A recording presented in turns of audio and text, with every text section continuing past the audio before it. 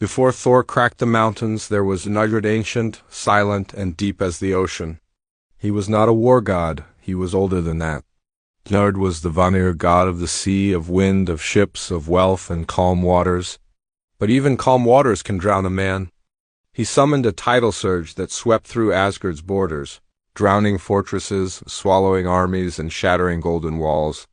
When the war between the Aesir and the Vanir erupted, it was no clash of brute strength, it was a war of pride, poison, and power. The Aesir had their thunder and spears.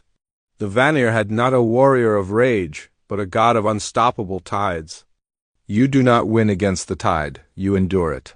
He gave the Aesir peace on their coasts and riches in their trade, but make no mistake, the sea never forgets. When the Aesir sent fire through Vanir forests, Njord responded not with words but with waves.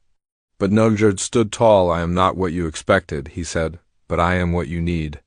Thor tried to stop it, and Njord sparked across the heavens, but the sea did not yield. And Njord? He stood on the prow of a ship forged from whale bones, face expressionless, beard soaked with salt, as a storm curled around him like a living thing. Then, in his hall of Noten, by the roaring sea, where Skadi could not sleep for the sound of gulls and crashing waves, I am the tide, he whispered. He called forth the Kraken, a beast he'd kept slumbering in the Mariana Trench of myth. Beneath the waves, and the sea kept him, he whispered in the ears of whales. The waves themselves rose behind him like gods made of water. But Njord accepted it with the calm of a rising wave. When the war ended in truce, Njord was sent to Asgard as part of the hostage exchange.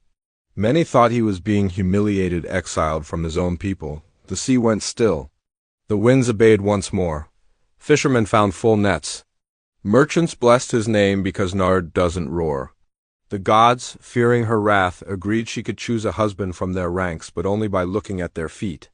He became the god of seafarers, of prosperity, of wind-favored sails. One day, the giantess Skadi stormed into Asgard, demanding justice for her slain father, a frost Jatun. She picked the most beautiful pair, hoping it was Balder. It was Njord. Skadi was furious when she discovered her mistake.